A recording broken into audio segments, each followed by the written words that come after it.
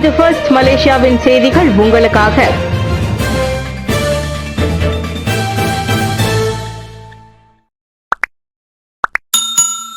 சிங்க நடனம் ஆடுபவர்களை போல வேடம் அணிந்து திருடனை பிடித்த தாய்லாந்து போலீஸ்.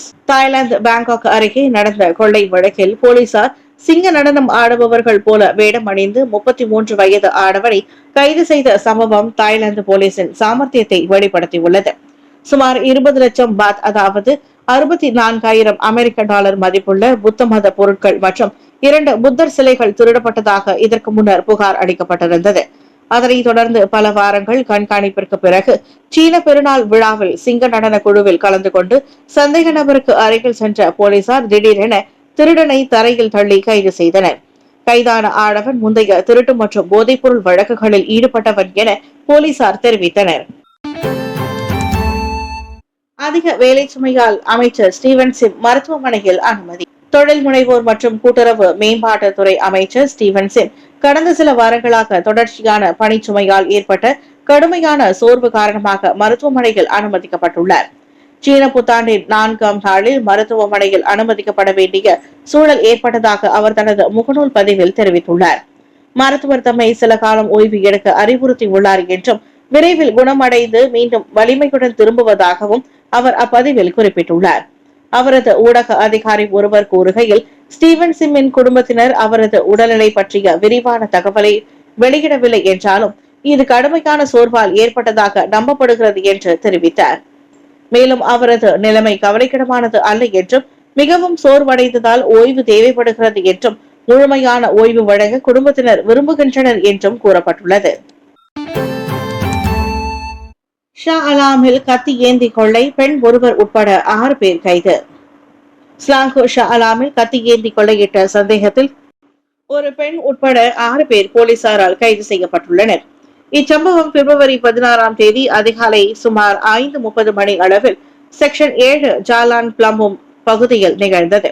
இந்தோனேசிய பிரஜையான பெண் ஒருவர் குப்பை ஏறிய வெளியே சென்றபோது சந்தேக நபர் கத்தியால் மிரட்டி அவரிடம் இருந்து 500 ரிங்கிட் பணம் மற்றும் தனிப்பட்ட பொருட்களை பறித்து சென்றனர். சமூக வலைதளங்களில் வைரலான வீடியோவின் அடிப்படையில் போலீசார் விசாரணை மேற்கொண்டனர். அதன் பின்னர் 20 முதல் 40 வயதுக்கு உட்பட்ட 5 ஆண்களும் ஒரு பெண்ணும் கைதாகினர். கொள்ளையில் பயன்படுத்தப்பட்டதாக சந்தேகிக்கப்படும் ஒரு காரும் பறிமுதல் செய்யப்பட்டது. 2027 இரட்டை குழு சேர்க்கை 4 அம்ச திட்டத்தை கையில் எடுக்கும் கல்வி அமைச்சர். அடுத்த ஆண்டு வரலாற்று சிறப்புமிக்க இரட்டை குழு மாணவர் சேர்க்கைக்கு மலேசியா தயாராகி வருகிறது. அப்போது 6 மற்றும் 7 வயது குழந்தைகள் என பிரிவினருமே ஒரே நேரத்தில் முதல் வகுப்பில் சேர உள்ளனர். ஞாயிற்றுக்கிழமை வரைக்குமான பதிவின்படி 31,000க்கும் மேற்பட்ட 6 வயது சிறுவர்கள் உட்பட மொத்தம் 2,28,000 மாணவர்கள் நாடு முழுவதும் முதலாம் ஆண்டில் காலெடுத்து வைத்துள்ளனர்.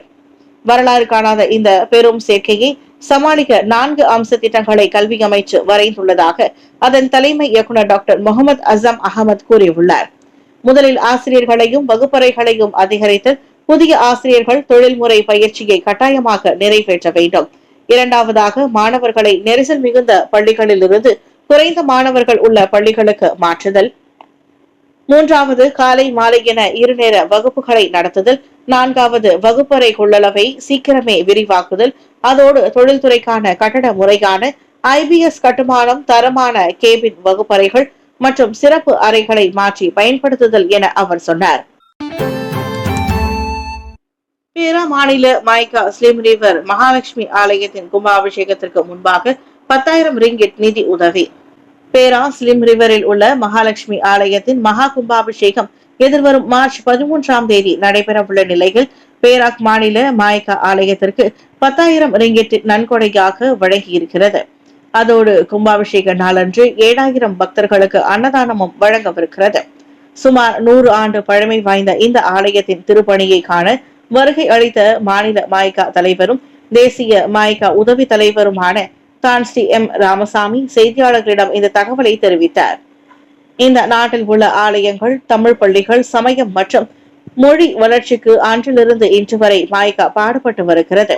இந்த சேவையிலிருந்து மாய்கா பின்வாங்கியது கிடையாது என்று குறிப்பிட்ட ராமசாமி, இந்த நாட்டில் உள்ள இந்தியர்கள் எதிர்நோக்கும் பிரச்சனைகளுக்கும் மாய்கா தொடர்ந்து குரல் எடுத்து கொடுத்து வருவதையும் அவர் எடுத்துரைத்தார்.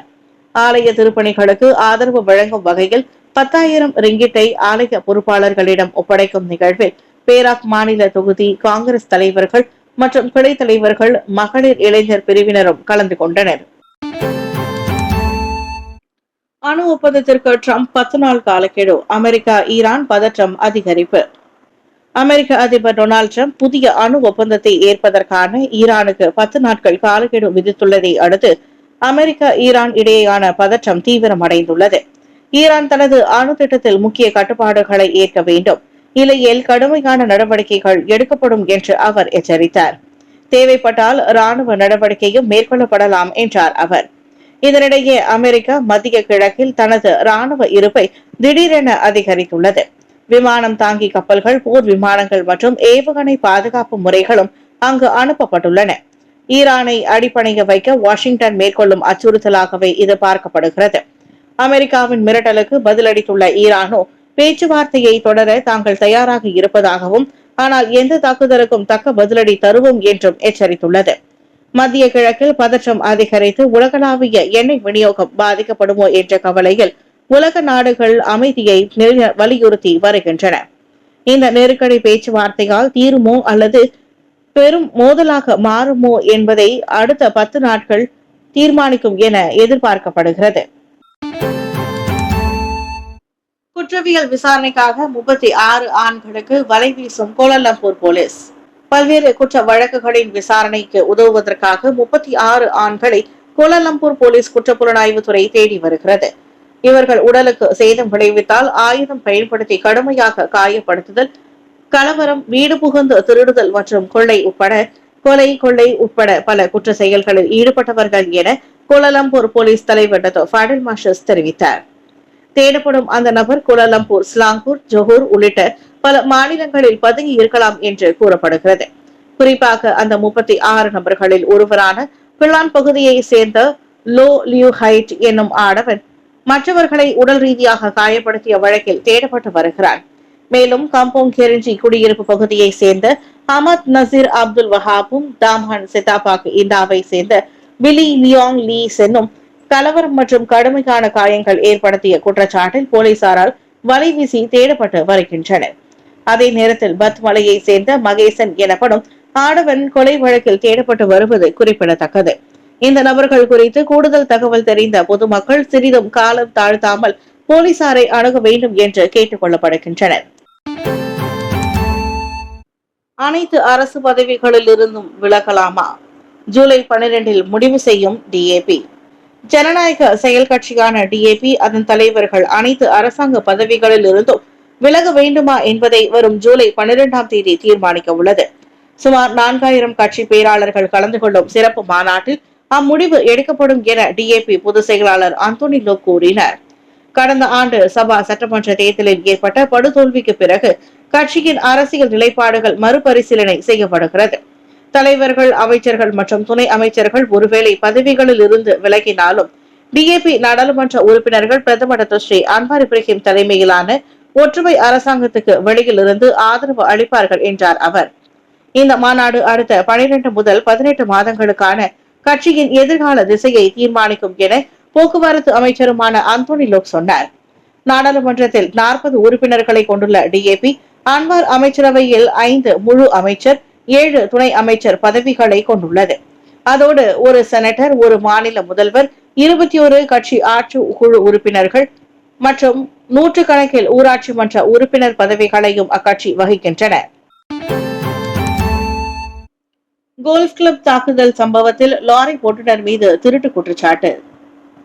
கோல்ஃப் கிளப்பில் போலீஸ்காரர் ஒருவரை தாக்கியதாக அண்மையில் குற்றம் சாட்டப்பட்ட லோரி ஓட்டுநர் ஒருவர் மீது இன்று மேஜிஸ்ட்ரேட் நீதிமன்றத்தில் திருட்டு குற்றச்சாட்டு கொண்டு வரப்பட்டது. 30 வயதுடைய சுல் மசுவான் சுல் மஹிவான் சுரேஷ்குமார் கை தொலைபேசி ஒன்றை திருடியதாக மேஜிஸ்ட்ரேட் ஐனி அடிலா முகமது ஃபைசல் முன்னிலையில் குற்றம் சாட்டப்பட்டார். வட சப்ரங்பிரை ஜலான் சுங்கை நியோரில் உள்ள உணவகத்தில் வெளிநாட்டு பிரஜைக்கு சொந்தமான ஓப்போ A79 கை தொலைபேசியை திருடியதாக குற்றப்பத்திரிகையில் தெரிவிக்கப்பட்டது. பிப்ரவரி 15 நள்ளிரவு 12:30 மணிக்கு அவர் இக்குற்றத்தை புரிந்ததாக கூறப்பட்டது. தண்டனை சட்டத்தின் பிரிவு 380 கீழ் சுமத்தப்பட்ட இந்த குற்றச்சாட்டு நிரூபிக்கப்பட்டால் அதிகபட்சமாக 10 ஆண்டுகள் சிறை தண்டனை மற்றும் அபராதம் விதிக்கப்படலாம். மாநிலங்களின் நுழைவு தடையினால் கடப்புதழ் புதுப்பிப்பு நிறுத்தப்படாது. சபா மற்றும் சரவாக் மாநிலங்களில் விதிக்கப்பட்ட மாநில அளவிலான நுழைவு தடைகள் கடப்புதழ் விண்ணப்பிக்க அல்லது புதுப்பிக்க ஒரு நபரின் உரிமையை பாதிக்காது என்று குடிநுழைவுத்துறை தெரிவித்துள்ளது. அதே வேளையில் ஒரு விண்ணப்பதாரர் பயண தடைக்கு உட்பட்டிருந்து கண்காணிப்பு அல்லது தொடர்புடைய அதிகாரிகளால் வழங்கப்பட்ட நிர்வாக உத்தரவுக்கு கட்டுப்பட்டிருந்தால் கடப்புதழ் புதுப்பிப்பது தடுக்கப்படலாம். சுபாங் ஜெயா குடியிருப்பாளர் ஒருவர் சரவாக்கில் நுழைவதற்கு தடை விதிக்கப்பட்டதால் கடப்புதழை புதுப்பிப்பதில் சிரமங்களை எதிர்கொண்டதை தொடர்ந்து குடிநுழைவுத்துறை இந்த விளக்கத்தை தெரிவித்துள்ளது.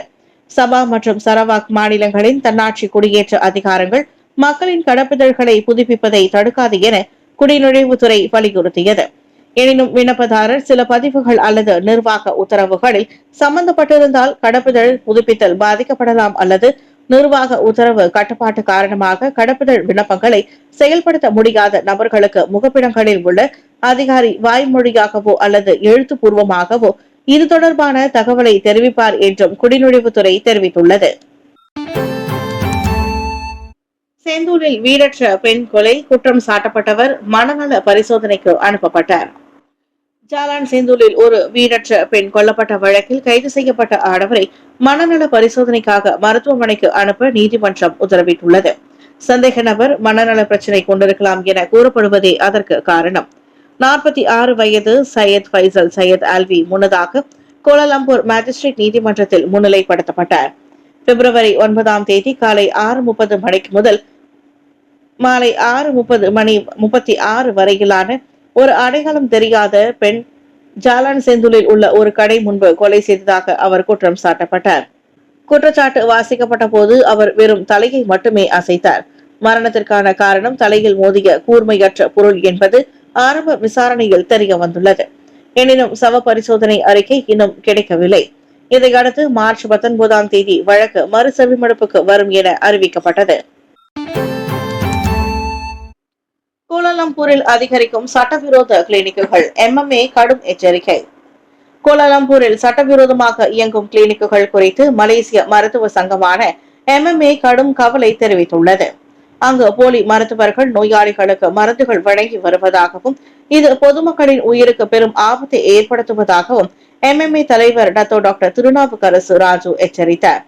இத்தகைய கிளினிக்குகளில் சிகிச்சை பெறும் நோயாளிகள் தவறான நோயறிதல், பாதுகாப்பற்ற சிகிச்சை முறைகள், போலி அல்லது கடத்தப்பட்ட மருந்துகள் போன்றவை ஆகியவற்றால் பாதிப்புகளை அதிக வாய்ப்புகள் உள்ளன. எனவே அரசாங்கம் மற்றும் சம்பந்தப்பட்ட அதிகாரிகள் கடுமையான நடவடிக்கை எடுக்க வேண்டும் என அவர் வலியுறுத்தினார். அண்மையில் குடிநுழைவுத்துறை ஜாலான் துன் தான் சியூன் சிங் பகுதியில் 9 சட்டவிரோத கிளினிக்குகளை முற்றுகையிட்டு சோதனை நடத்தியது. அந்நடவடிக்கையில் 17 வங்காளதேசிகள், ஒரு மியான்மர் நாட்டவர் என 18 பேர் கைது செய்யப்பட்டனர். அந்த போலி கிளினிக்குகளில் மன அழுத்த குறைப்பு மாத்திரைகள், ஆன்டிபயோட்டிக்ஸ் மருந்துகள், நாட்பட்ட நோய்க்கான சிகிச்சை மருந்துகள் உள்ளிட்ட பல கட்டுப்படுத்தப்பட்ட மருந்துகள் பறிமுதல் செய்யப்பட்டன.